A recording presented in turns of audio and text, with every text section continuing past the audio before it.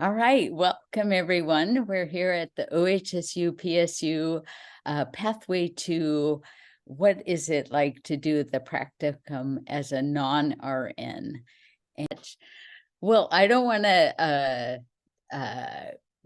use up any of the valuable time of our graduates. I just want to let them be able to tell their story. So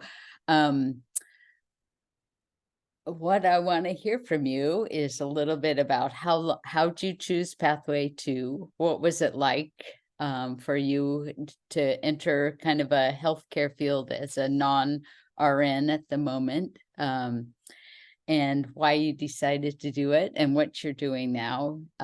Just a few of those things, and then we'll come back and talk a little bit about maybe school concerns like financial aid. How did you manage to keep it all going? And how did you manage coursework? Okay, so let's just, I can pick Zoe. Oh, sorry, with your mouth going. Sorry about that. Hey there, no worries. It's lunch and learn, right?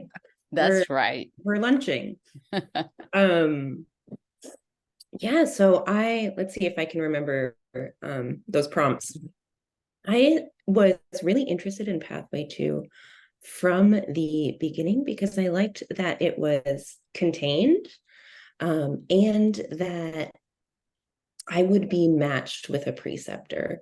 I had a lot of fears around the finding a preceptor independently,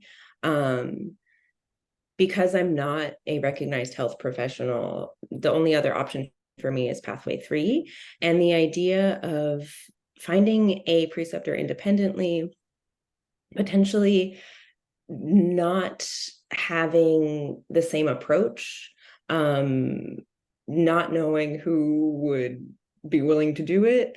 All of those were fears for me, and also not knowing how much time it would take. It was really important to me to be able to plan into my future, what it would look like and when I could really start working. So Pathway 2 to me was kind of always the vision. I had Pathway 3 kind of set up in my mind as like, okay, this is what I would do if Pathway 2 doesn't work. But it was really important to me to have this happen in an academic setting where I knew I would get a variety of ideas and an opportunity to discuss with other IBCLCs, and to have the healthcare input and the public health input was really important to me. In terms of my path, it's something that I would absolutely recommend to anyone who doesn't already have a bachelor's. I got wonderful advice from Dixie early on as I was looking into this, into becoming an IBCLC, which was, you don't have a bachelor's, Zoe, you might as well get one. And I'm incredibly grateful, because the coursework required both the prerequisites and the lactation specific education, kind of puts you in a position in which you're like kind of halfway there.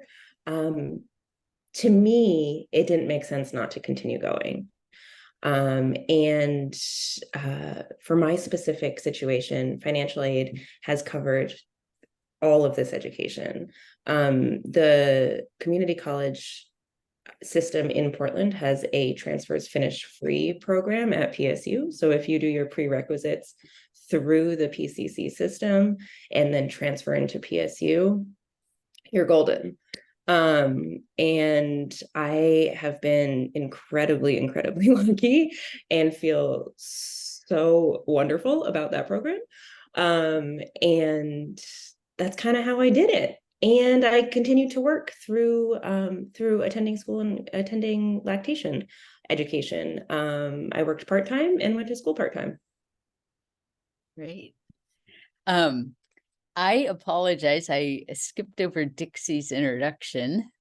Dixie, why don't you just say who you are for a few minutes, because people will end up meeting you one way or another. So We So all know you. yeah, no problem. So I am the primary advisor right now. Michelle does some of the advising too. So anyway, you may come across me either via email, answering your questions, or you're always welcome to schedule appointments. We do have drop-in if you're on campus or in Portland and you want to talk to me in person, then you're welcome to do that too. And I'm going to put some stuff in the chat just about advising links and about the Transfers Finish free program too. So we're really glad that you're all here. Yeah, thank you.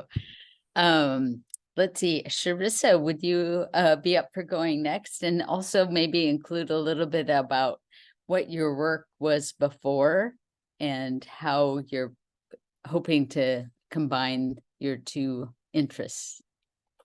I do want to make sure that the people that are on lunch get to go because I don't have a time limit. So I just wanted to see if anyone else had to go first. Nina, do you I might need take to? you up on that, sure. Okay, sorry. I've got to go in a few minutes. Go for it. So yeah, your question, do you have a specific question for me, Michelle? It might be, or is it the Maybe same? The same, yeah. Why you chose Pathway 2, why it works, you as a non-nurse coming in, how did you feel? That kind of thing. Yeah. Yeah, so as a non-nurse, I mean, in a way, it can be seen as an advantage because you're getting a new perspective on lactation and not, maybe what you have always viewed through the nursing lens. It is a little bit of a different perspective and lens to come to it from kind of like a non, medicalized point of view. So I think that, in a way, it can be seen as an advantage. And then there is just like a lot of just catch up, to do with terminology and, things like that. I mean, certainly there are huge advantages to having that nursing background already, but my background was in human development and family studies, which I found really applicable to, this profession. And I can't remember which one of you it was that mentioned that you've been you're switching professions or you have some older kids. That was my situation. I had been staying home with my kiddos, and when my youngest was in preschool, then I started this journey of finishing prerequisites and then the year of lactation specific education, which I didn't realize at the time. I really, really enjoyed like doing that with the cohort and being able to like talk in a live class, like looking back now and seeing how I had considered Pathway 3 and just some of the online programs. Like, I think I would have got so bored just watching videos. I really like being in the live class with everybody and being able to discuss. That was invaluable in the program. And then with the practicum, like Zoe said, being able to have a couple different preceptors and different types of sites was really valuable. And again, just coming back to you meet on a weekly basis with the cohort and are able to discuss like what you saw that week and discuss your different cases, which is also just super valuable and important. And I feel like I learned so much through that. Sorry, Michelle, I can't actually remember your other questions. No, you're doing great. Anything else? Any questions for Nina out there? All right. Well, Emily also might be on a shorter time frame. Do you have, are you able to tell us your story, Emily? Yeah, I actually am not. So if anyone else is pressed for time, I am wrapping up my day. I'm ahead of y'all. So but I'm happy to go.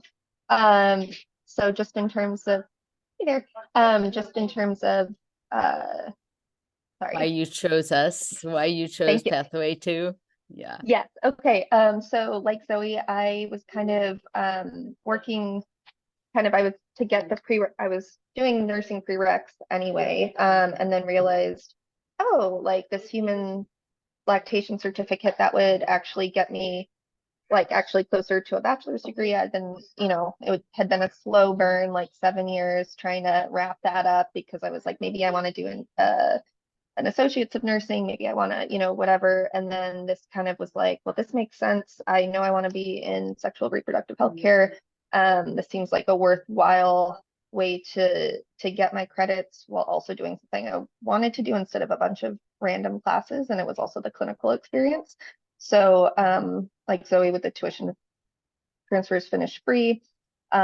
Financially, it worked for me. And then beyond that,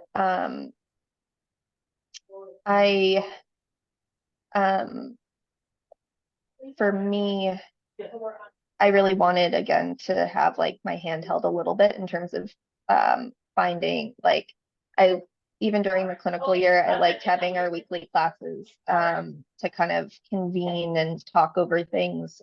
We had a smaller cohort, so that felt like I knew everyone well and could go through things very comfortably with everyone. And then, yeah, like not having to find a preceptor, not having to like, especially post-COVID, you just don't know what's going to happen in terms of being a student that's not affiliated with a program, trying to get in somewhere. It can be, even if you do have a program that's backing you and, you know, kind of pushing things along, it can be a painful experience to get a preceptor. And then, of course, like if it doesn't work with that preceptor, what do you do? So having that network built in is really nice. And I think, you know, also just Dixie is like a lactation legend. Like there isn't quite, you know, PSU does a really remarkable job of setting their students up for success. I think just the knowledge base, I think Oregon as a lactation hub, like kind of having all of that infrastructure is really important. I haven't seen as much out here.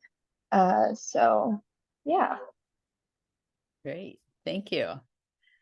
Sharissa, are you ready to share your story? Okay, so I was just a student, didn't know what I was doing at PSU, just trying to get a degree and get out, but it was kind of slow because you don't know what you're doing, you don't know what you want. I kind of stumbled across the PSU program as part of public health. I wanted a degree that I could broadly use. So when I saw public health, I was like, okay, well, I like environmental stuff, so I can make that public health. I like justice stuff, you know, so I randomly kind of switched into public health and going towards my lactation prereqs. And that probably took a year for sure for getting my prereqs to get into the education portion, because some of the prereqs take prereqs, you know how that works. And so I kind of busted my booty to get in for the fall term. So over a summer, I did like an accelerated, stupid online AMP course at a community college. And I just want to say, I'm really glad I did that because I don't know if I would have survived, but I also didn't learn as much as I probably should have. I'm just putting that out there. Like going through the education. I got in, did my year live, the live version of the class, which I really enjoyed. I really enjoyed having a cohort of people, making connections, making friends. The education portion, you kind of like after the fact, you realize how cool it was. During it, it's like, oh, it's another class because I'm in the middle of school. Like everything's a class. But afterwards, now I'm like, I wish I could go back and refresh that way because I know so much more now. It would solidify it even better. And then work-wise, I am and was a birth doula, kind of doing during school, but kind of more in my transition between the program and the pathway to clinical side. I feel like that kind of helped me feel really engaged in lactation stuff. I didn't just come in cold turkey. I don't have kids. That would be probably the only other way I would be exposed. And I've been able to use my knowledge even during school, kind of using it in work so that it would, you know, solidify. Yeah, so there's that. Next thing is I didn't get in my first time. So I applied and didn't get in. And that was horrible. Let me just say, it felt horrible, but it was beneficial for me because then I had a whole year to be like, this is actually what I want to do. I got to really hone in on the doula stuff for a year, being like, okay, do I want to? Do I not want to? And I will say that upon interviewing and stuff, I was still not sure. I was like, okay, well, let's just see if I get in. You know, my ego was a little hurt for a second. And I finished, let me just back up for a second. I finished my public health degree during that year between, I was going to finish it anyways, but that kind of foreshadows something for us later. If you graduate before you start the practicum, watch out for your money, because if you're not, you're now a graduate student, not an undergraduate student. So scholarship wise, like I had the 4 years free with the Pell Grant, does not cover. So I was really surprised, and I had a moment of panic that got taken care of nicely and graciously. But I just want to remind people that are doing that if you graduate before you do the second year of the program, to kind of watch out for the money part, because of a lot of things just go along with being an undergrad, not with the graduate side. Okay, I don't know what else to say. Great.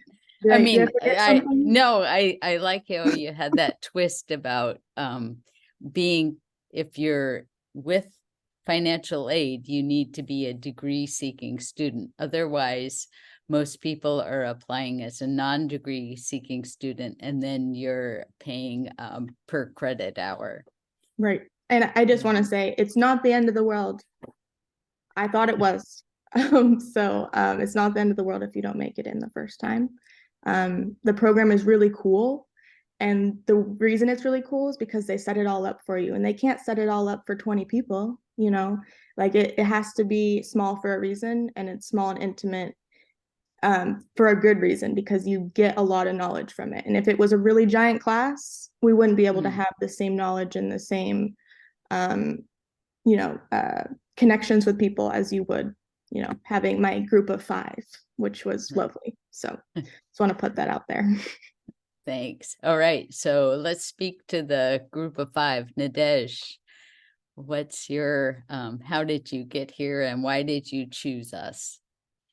Yes, so when I was looking into something else to do, because I have a medical background, I graduated from a school out of the country. So my experience was as a student. Any experience that I had with patient or in a hospital, in clinical setting, that was as a student. So when I moved here to the state, I started working mostly in the administration part of healthcare. And I can say I got stuck there for a while because I needed to take care of children and all that, but this is not the aspect that I really enjoyed. And I wanted at some point to be back to getting closer to patient and all that. And when I found out about a lactation program, I immediately saw myself choosing pathway 2, first of all, because I wanted something shorter, like in a definite amount of time. And also I feel like that's how I learned the best, like in an environment where everything is structured and I have deadlines, and that kind of helped me, mostly since I was working full time. I had so many excuses to drag, and then to make it last forever. So that really helped. And pathway 2 at PSU was very helpful because I was able to do it remotely, living here in Florida. And I do not regret at all. I would really encourage everyone to just, if you are considering any pathway that has to do with like university pathway 2 or any else, to choose that program, because really the curriculum, the way everything is designed, like I keep seeing it again and again during my practicum, and even during the exam, I could see it, because I feel like all the possible scenario or cases that you could imagine that you will find in a real practice with life practice, they kind of throw them at you in a very subtle, like, way, either through discussion or clinical cases that we do. So I learn a lot during this time. I did the education. I started in January 2021. So I did the remote part, although we had like live discussion in classes during that time. It was very intense from January to May of 2021. Then I started the practicum that same year, end of summer. and completed in May of this year. And so basically, let's say 1 year and a half, but if you remove like the 2 extra months during the summer, that's even less than that I was able to do it. So I did not have to do requisites since I already had the medical background, and that came into play.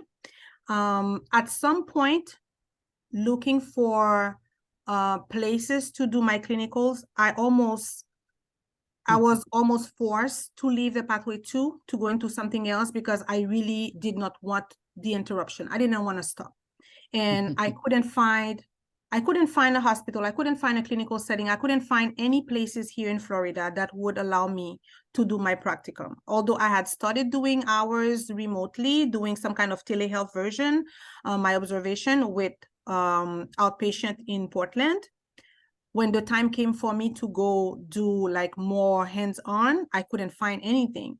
So at some point, instead of waiting for a whole year, I decided to just quit my job and look for something that was related to that. I was thinking, okay, now if I find a job where I can get connected to like, you know, babies and stuff like this, so I could use that. And then that would be like pathway 1, I think, or 3, I'm not sure. Pathway 1. And fortunately, that did not work because I did not like that job offer at all. And at that time, and right when I was at that limit, like end of December, January, where I really had to make a decision to not lose the whole year, that's when Michelle got her magic and then find me a site here. So I think it's about who you know, really, also in the field. So just because the school has contact and then they know people, so she was able to work so hard and all the way here from Portland find a hospital for me to do my clinical hours here in Florida. So I really feel that I was taken care of. Like there was no cutting corners really. And I see the difference from like a program like this. I'm not trying to throw shades at any other pathways, but you can see it because it's healthcare. Like I feel like going through a program like this through university classes, there's a difference. Like when you see people in practice, the amount of things that they teach you, the way they teach you is like you think quicker, you can see them. And when you compare with the way other people are managing cases, if they did different pathways, you automatically see what pathway 2 can bring in. I don't know if I'm clear enough. And I could also make that difference during the exam. Believe it or not, during the exam, some question, like I just had the visual. It's like I was seeing the same case we did in class over and over, the same discussion we had, things that we did during the practicum, because the practicum is not just seeing patient and working with patient. It's like your preceptor is really following those competency with you and checking, making sure that you go through them, that you master them. So by the time you're going for your exam, those scenarios, they become very familiar. So you look at them and you're like, oh yes, I remember we did that. Oh, that's obvious. I have to, you know, that's this is what it is. So it really helped. And financially, it was a little bit tough because since like I did have in-state tuition that really helped, but I had to pay myself. But it's an investment that I was happy to make because this is something that I wanted. And I had a little money saved that I used. I used a few credit cards that I'm completely paid by today that I'm speaking. So it was worth it. And what else should I add? I would say that, right? Oh, that's great, Nadesh. Thank you. I want to give, because I know some people might be only here for lunchtime. So Betty, I don't know if you're available to speak a few moments for the preceptor perspective. I'm in no hurry, so if somebody needs to go ahead of me, but I'm happy to go whatever you'd like. Yeah, you go. Okay. What can I? Oh, give me some direction. Right. Sorry about that. What have you, you've been working with the program for several years now. What do you enjoy about working with students who've come with this preparation? Oh gosh. I just have to say, I just enjoyed this conversation already, and just to hear where everybody comes from. It's so fascinating, and how you get to this place. I really enjoy this these fresh students that come in, and honestly, you guys teach me so much, just from a education and you know, I don't know how to say it, but I just learn a lot from my students. I love seeing the journey of the student growing and getting confident and sort of understanding just the whole process of lactation. I don't know. I'm sorry. I'm kind of bouncing around here. I don't. In my situation, what I do is I round with patients in the morning at a hospital, and so the student gets a really good experience in the hospital. And I know that's always really, really intimidating. I think that's the most intimidating for a non-medical or a non-RN student. But we just work together slowly and kind of get used to what it's like to be in the hospital. And so it's really fun to see people get confidence as they go with that. And then I have an office where I see patients on the hourly, and that's a whole different situation. It's a pediatric office. In my office, I'm oftentimes the first person that's actually seen the baby. I mean, obviously the doctors see the baby in the hospital, but then their first visit is with lactation. So I get a really good opportunity to teach students just about things to look for with babies, the normal, the abnormal, when to call a doctor in. And I know that, we're not supposed to diagnose and all that, but sometimes you are the first person that has eyes on a baby, and you might see something concerning. So you get a lot of experience, at least in my situation, with seeing a whole variety of babies, moms. And so that's kind of my story. But I just, like I said, I love to watch the process. I love to learn together. Sometimes I don't know the answer, and we figure it out together. So. Great. Thanks, Betty. Well, that's a good lead in for Rachel, who is our clinical instructor and sort of helps guide this process of learning together.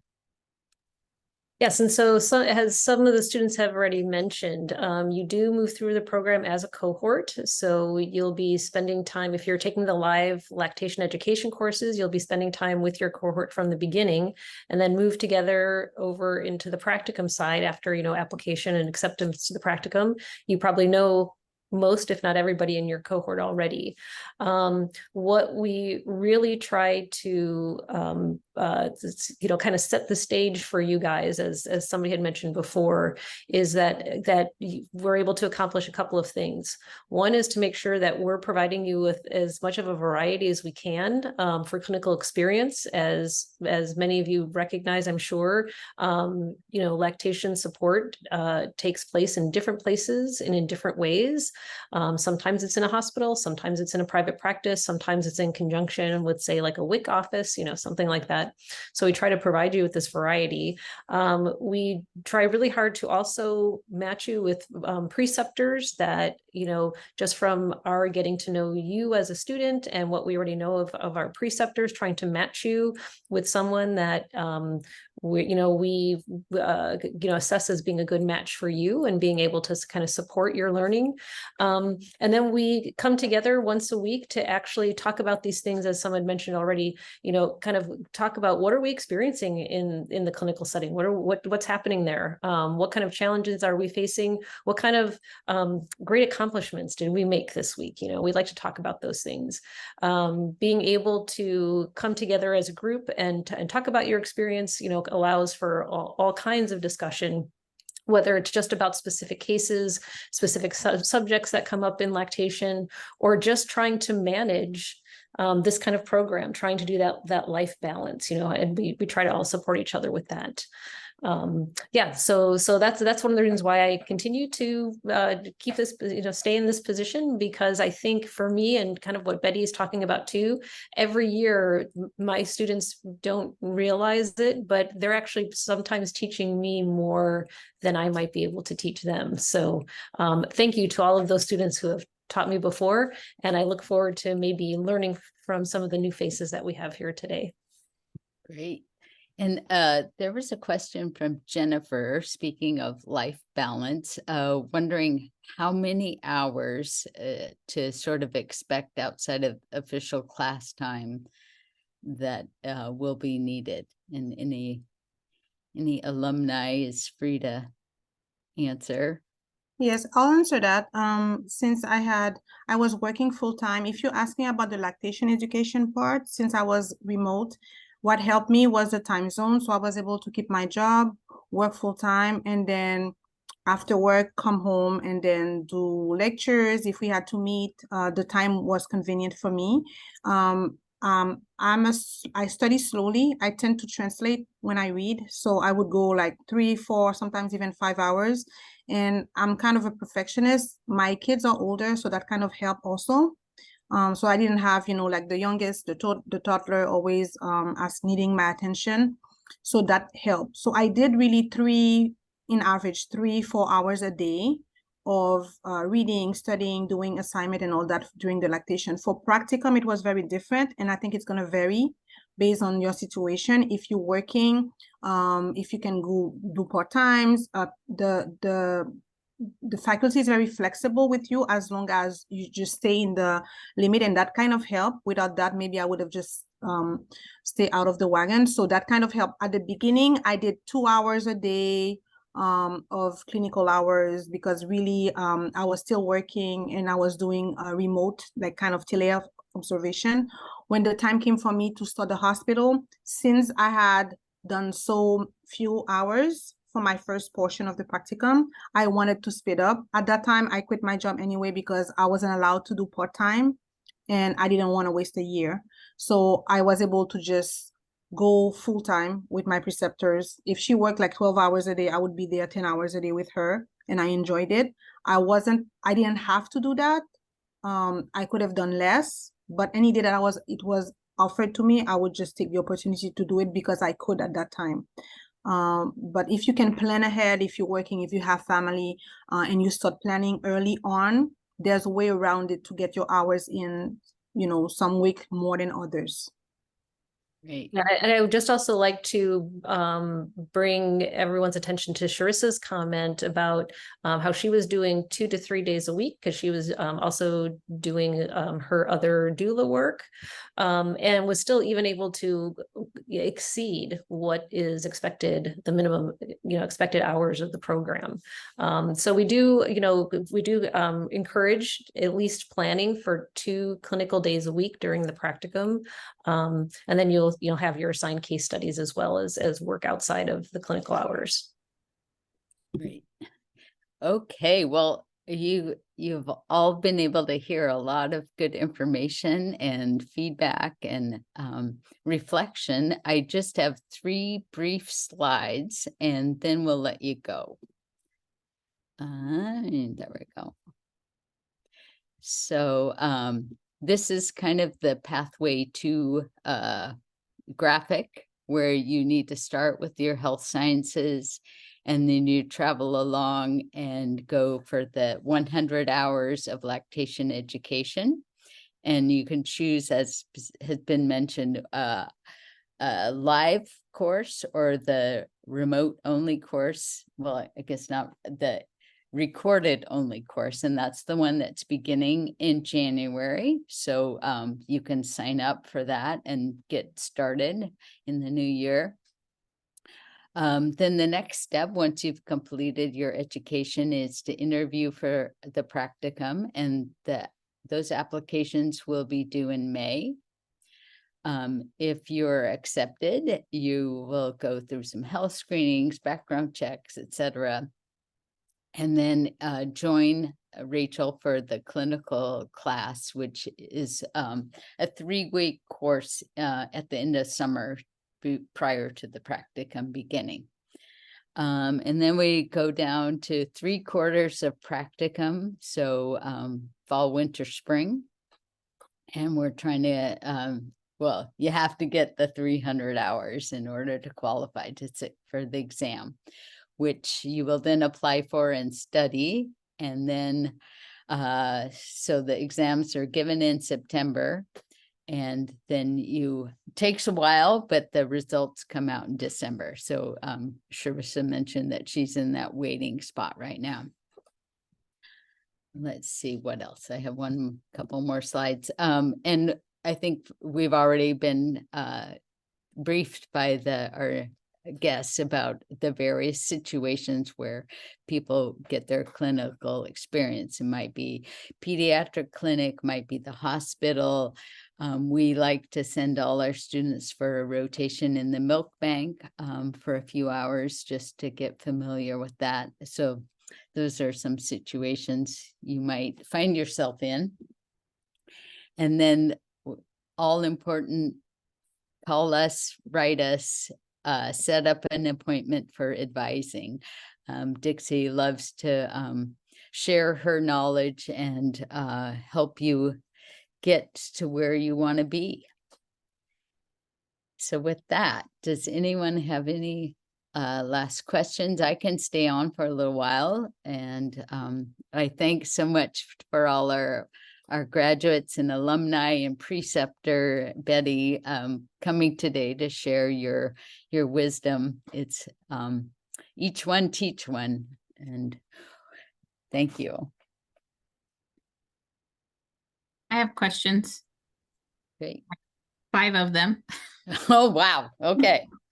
So, what is like the suggested salary for a non-RN lactation consultant?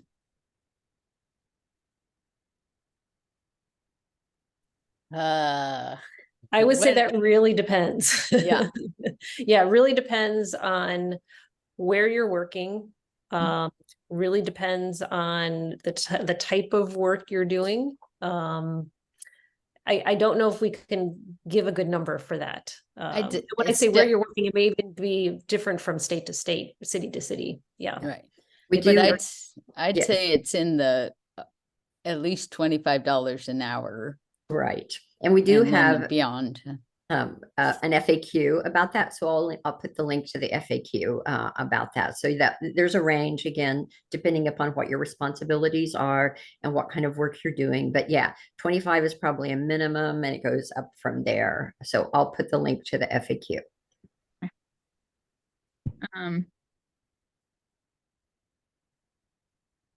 Let me see. I think you answered some of it. I was asking how much homework is required during the classes time. Like I know the 300 hours, but during class time, if I'm doing remote, which since I'm in Washington, I still have that option, or live class, how many hours do people actually spend outside of class? I'll answer a little bit. I'm trying to remember exactly because you black out a little. But there's like one assignment a week, but then it advances a little bit as you go. I will say there was a period of time where we would spend a lot more time on it because we didn't have as much knowledge. It wasn't as easy to get through. The more knowledge you get in your practice or in the experience, the easier it is to do the assignments. So I would say the second term had more homework for me than the first and third. But I'd say 4 hours for the week. Monday through Friday. Like it's one assignment or 2 assignments a week. So I would say 4 hours for those assignments. You can put that wherever you want. It's due at a certain day every single week, and you can work ahead a little bit. I definitely advocated for that because I'm someone that would want to sit and do it rather than every day on Monday do one. I would rather sit and do 2 so that I can be ahead. So you can only go a week ahead. I think Rachel had it that way.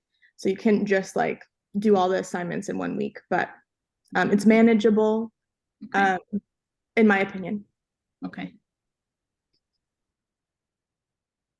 And Sharissa is sort of speaking to the practicum year, the education portion. I hear many students tell us there's more reading, there's more homework. there's more assignments. So Dixie, is it, what Yeah. do you tell So- folks to estimate? So Jennifer, what were you saying? Which course series were you going to take? The I'm looking for remote? the education. I'm still considering because when I Okay. looked at this before, the remote, the live one, I could zoom in. Is that still going to be an option, or is Yeah, this? it's all, yeah, the live distance learning class.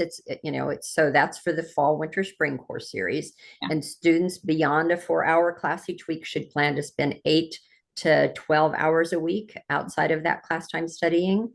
And then if you're doing the remote accelerated, where it's all recorded content and, there's no live classes, that's a winter spring course series. And so you should plan to spend about 20 hours a week, because you've got to view all the recorded videos, and then you have to do additional assignments and quizzes beyond that. Okay, that was I was trying to get. Thank you. Yeah. Mhm. I felt like so our recorded class was like 9 to 1 on Wednesdays, and I was, for a majority of that education year, I was taking like 16 to 20 credits for my undergrad. And had some family stuff going on. And so I was able to like carve out, just being realistic, like Wednesday was my lactation day, and then on the weekend I would try to tackle whatever kind of loose ends. But I would, get up at 6, do the prep work so I was ready for class, be in class from 9 to 1, and then, go take my dog for a walk, and then really sit down again and do some lactation homework. And definitely by the end of that year, I felt like I was like, I don't want to think about breasts anymore. And then by the end of my practicum, similar thing. Once you're, it's like Sharissa said, like you kind of black out a little bit. Like when I was first talking about like my like getting here and all of that, I was like, I don't even really remember. I'm kind of going in circles, because it's what I imagine. I don't have children myself, but kind of that labor and delivery process where you're like, I don't, it was a lot. Now we're here and I'm trying to feed this baby. But you get through it. And so then you're doing it again. But I feel like, you'll find something that works for you. And a lot of times it's like navigating, like, wow, I have like 17 readings and I have the textbook, and how am I going to do this? And you spend so much time kind of just getting started at first. I think the first term, where it's like, how do I lay this out in a way that makes sense to me? And so that in and of itself can be overwhelming, but if you stick with it, you kind of get your flow, and where your strengths and weaknesses are in terms of content. And like the math component of things, I was very anxious about, and I had to really sit down and force myself to do that. Later down the line, you don't really, Epic does, and like we'll do most of that for you, the math calculations. But that first, I remember that being really overwhelming, and probably for other people, they were like, this is a breeze, but maybe like just reading chapters was a lot for them. So I think that distribution of your strengths and weaknesses too, Right. I have another one if nobody else has any more. Neat. So Go ahead.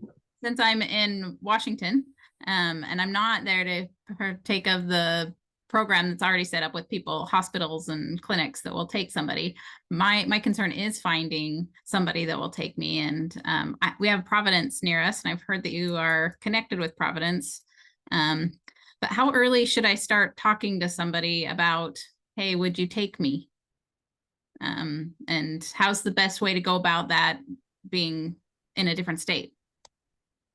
I would say it's never too early. And regardless of whether you go pathway 2 or not, it's always good to be making connections with people in your local area. So if there's a networking group that you can start showing up to, whether they meet in person or remotely, just to get your name out there. Mm-hmm. Well, I can think of Sharissa as an example. She came to our lactation networking event at Farmers Market 2 years before it was even time for her to apply for the practicum. But so anyway, suffice it to say, never hurts to start meeting people, making connections, and saving those names to share with us so that when we approach them later, they'll like, oh yeah, I remember Jennifer. Anybody, Dixie or Rachel, any more on that topic? Well, I would just say kind of the rhythm that we think about is think about the year you're doing your lactation ed coursework. We want those names and contact phone numbers and things like that in the winter term of that year at the latest. Okay. That gives us a few months before you might be applying for the practicum for the next fall, winter, spring, because it's a bureaucratic process. It takes time to develop a contract with each of these clinical sites. We do have contracts with sites, not just in Oregon, but in a number of different states, but sometimes we don't have a clinical site right in your local area. So we recruit new clinical sites every year based upon our student population and where they live. So we're used to doing that. So be prepared. If you're trying to recruit some sites in your own local area, get that information to Michelle or to me by winter term of your lactation ed year. When I'm calling like the local hospital by me, who do I even ask for that would be willing to talk to me about this? You could talk to, like, if they have a manager of the lactation program or just a lactation consultant, period.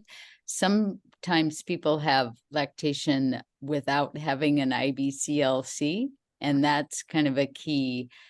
Like the preceptor has to be an IBCLC. So if they have CLCs, that's they're wonderful people, but they can't officially be a preceptor. So finding IBCLCs or their managers to say, yeah, I'd be willing to talk about it. That would be. And be sure you mention that it's a Pathway to academic program. It's a university-based program because many organizations will not be interested in a student unless they're affiliated with a university. So that's important to point out. And that's the other reason we talk about getting involved in your local lactation community, right? Go to look for the local lactation association. You usually don't have to be a lactation consultant to join. Attend. You'll get to know the names of some people in different organizations in your local area. And then you can say, oh, I was attending and I saw you there. And I wondered if, you'd be interested or willing to talk to me about this. Right. So that's another way to do that without, when you're feeling like I've got to make this cold call, that's another way to get to know your community and connect. Yeah, so speaking of which, I'm dropping in the chat the one for our locality, and it's more Southwest Washington, Jennifer, but anybody can come to the educational sessions, and we happen to have one on Monday about the emergency response in Maui, and then in December, there's going to be another really a notable person in the field, Cecilia Tamori, is going to be presenting. So it's free to just hang out. And we, in our regular sessions, try to have a few moments for networking. So, again, getting your name out there. Well, Amelia, yes, let's hear from you. I just have a quick question. The 3-week clinical prep class in the summer, when is that usually in the summer? Like when would it be this coming summer? Well, let's say I'd have to check the calendar for this coming summer. I'm still figuring out, like, what are we doing next week? No, I'm just teasing. But usually if you look at the Portland State summer academic calendar, we try to schedule it for the last 3 weeks of that last summer term. So we try to get it as close to when you're starting the practicum as possible. And so that's why we'll do it those last 3 weeks of the last summer term. Generally that falls usually like mid-September-ish is when that usually happens. I'll just share with you too, is that 3-week course, we only meet 1 day a week, and it's for a 4-hour class. so that might be an easier and like planning around that 3 hour, that 3 week course, knowing that it's only one day for a 4 hour course. Yeah. And it's virtual. So if you Yeah, it's also- already have reservations at the mountain cabin, as long as you have Yeah. internet, you can come. One other question. Okay. So when I'm thinking about this, the practicum, I have 1 year that I'm a little bit tighter on time. I'll still have a kid here at home that I would like to spend time with, my last kid before he moves out, and I kind of want to cherish that. And so I'm worried about, am I going to have evening and afternoon hours in practicum that I would need to be there for?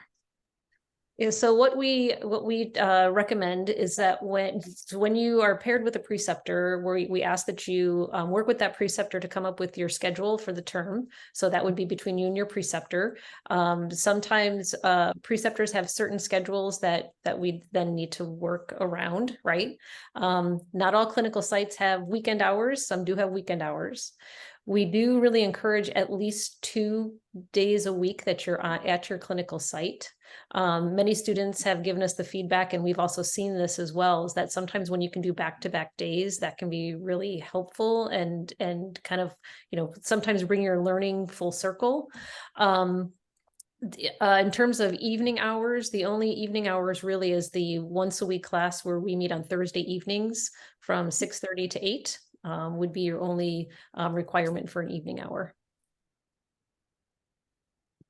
And the weekend, you want to tell her the weekend? Oh, right. Thank you, Dixie, for mentioning that. Each term we do have an in-person weekend. It is mandatory attendance for the in-person weekend. We do take into consideration folks who may have certain barriers with travel. Right. So if you're out of state, those kinds of things. So we do set up an opportunity for, remote participation. The skills weekends are more designed for hands-on skills practice, hands-on counseling practice, where you're not under pressure with an actual patient or actual client, where we kind of, slowly go through these skills attainment and counseling attainment practices. And we have one of those each term. And so those are generally set and announced well ahead of time, so that you can plan for those if you are coming into town. Is that Friday through Sunday or No, Saturday? it's just a Saturday and Sunday. Yeah. Yeah. I should also mention too that the Saturday is a full day. The Sunday is usually from 9 to 1:30. So that would be just in that morning, early afternoon. Well, this has been quite informative experience. I loved hearing all your questions, and I look forward, and pardon my dog. There's a lot going on. Anyway, I welcome you to stay in touch, and we will be having another couple of not lunch and learn, but evening and learn in the spring. So a career panel, and then also another session similar to this when we'll go into the nitty-gritty of the practicum and the application process. But thanks again for being here, and we will be in touch.